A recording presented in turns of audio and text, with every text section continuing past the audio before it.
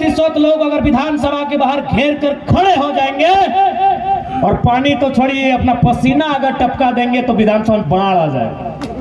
बात ही हमने नहीं किया है जिस प्रकार बिहार और यूपी में होता है, जिस प्रकार मणिपुर में हुआ था और असम में हुआ था।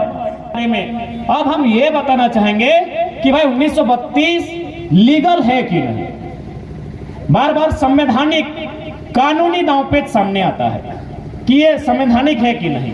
बार बार कोर्ट रिजेक्ट करने का डर लगा रहता है कि कोर्ट रिजेक्ट कर देगी। तो एक बात स्पष्ट है, देश के प्रथम गृह मंत्री सरदार वल्लभ भाई पटेल ने साफ साफ कहा था कि लोकतंत्र में यदि लोगों की मांग, एक बहुत बड़ी आबादी की मांग यदि गलत भी है तो उसे मान लेनी चाहिए। ये लोकतंत्र है। अरे भाई, लोकतंत्र का मतलब है लोगों की संख्या। लोगों की संख्या क्या डिमांड कर रही है?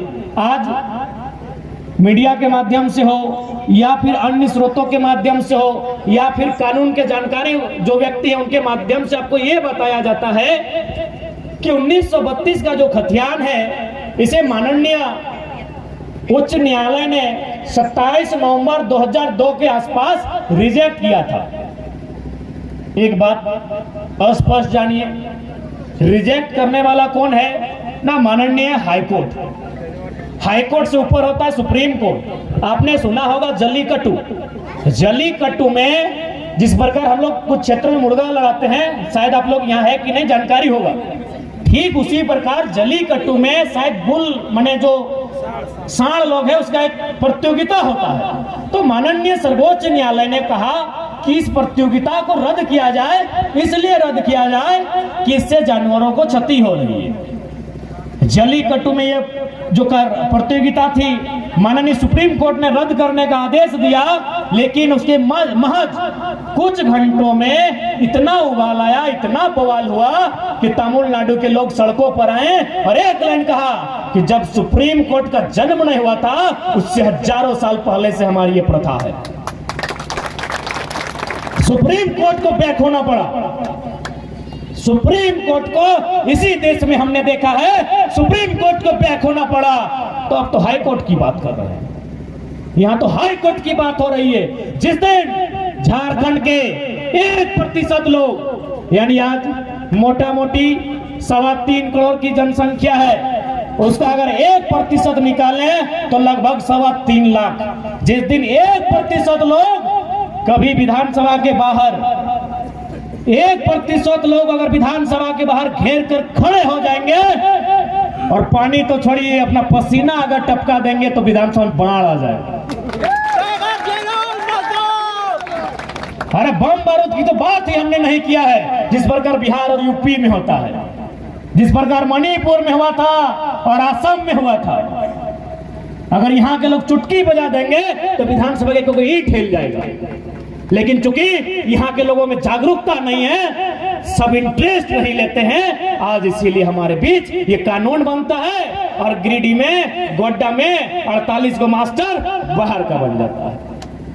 1% लोग जिस दिन विधानसभा को घेर कर खड़े हो जाएंगे, जिस दिन इस राज्य में फिर से एक बार सारे लोग सड़कों में आके आर्थिक नाकाबंदी करेंगे कि खनिज हमारा है, जब तक हमें अधिकार नहीं मिलेगा ना यहाँ का कोयला हिलेगा, ना बालू, ना अभ्रक, सब ताला बंद किया जाएगा। कीजिए कितना केस करते हैं आप।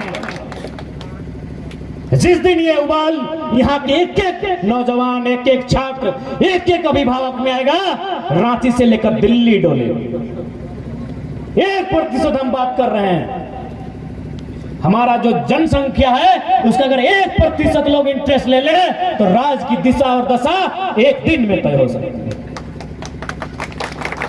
यदि आज लोग इंटरेस्ट नहीं लेते हैं तो हम दावे के साथ और तथ्य और तर्क के साथ कहेंगे आने वाले 20 वर्षों में झारखंड की 20% आबादी शरणार्थी बनकर रह जाएगी। देख सकते हैं, धनबाद चले जाइए, ले बड़ा बड़ा ओपन कास्ट,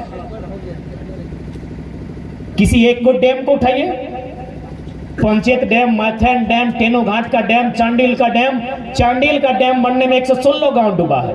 उन लोग 6 तारीख को धरना में बैठने वाला है।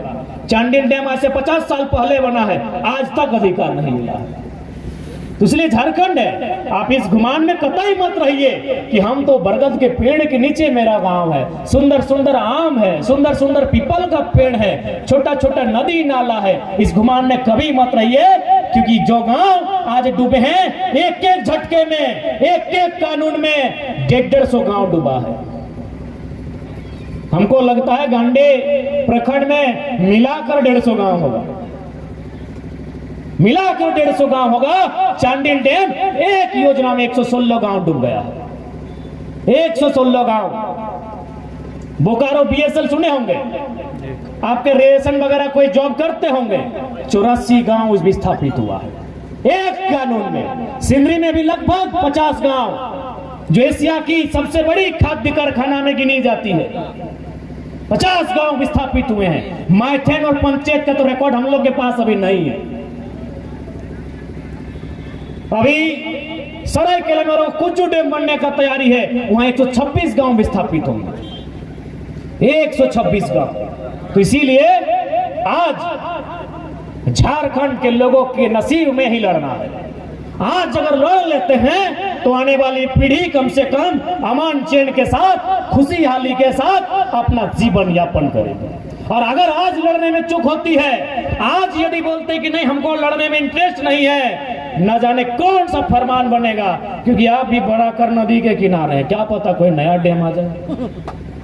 यही बात है, क्योंकि राज को चलाने वाले मुट्ठी भर पूंजीपति लोग हैं। डैम भले बोला जाता है कि हाँ मछली पालन होगा, ये पानी किसान तक जाएगा, गलत बात है। सारा पानी कंपनी और फैक्ट्री को जाता है। तो जिस दिन मुख्यमंत्री के किसी रिलेशन का या प्रधानमंत्री को उसी बेटे का मन आया कि यहाँ फैक्ट्री खोला जाए, नदी को टेका जाए, न जाने कितना गांव डूबेगा, कोई जानकारी नहीं। अब आप कहेंगे कैसे? गोड्डा उदाहरण है। गोड्डा में अडानी प्राइवेट लिमिटेड कंपनी ने बिजली प्रोडक्शन कर रही है ना, 768 मेगावाट बिजली प्रोडक्शन हो चुका है, उसे बेचा भी जा चुका है। किसको? बांग्लादेश को। हमर पानी हमर पसीना, हर बिजली जले तो शेख हसीना। पानी हमर, तब तब तब तब पसीना हमर, बिजली बनते हमर जमीन में, और बल जले तो बांग्लादेश के महारानी। पूरा दुनिया में ऐसा अन्याय कहीं नहीं हो रहा है। अडानी प्लांट का हम लोग थोड़ा सा स्टडी किए कि झारखंड आने से पहले ही प्लांट कहाँ बसने वाला था। उड़ीसा में जमीन मांगा गया, उड़ीसा में जमीन नहीं मिला। बंगाल में जमीन मांगा गया, बंगाल में जमीन नहीं मिला। कहे नहीं मिला? न बोला कि सब बिजली इंटरनेशनल कंपनी है, विदेश को बेचेंगे। उन लोग बोलेगा तो विदेश को बेचेगा तो विदेश में कंपनी खोलेगा। यानी बेवकूफ कौन? झारखंड के लोग। और सबसे ताज्जुब की बात, गोड्डा का टेम्परेचर 41 डिग्री है।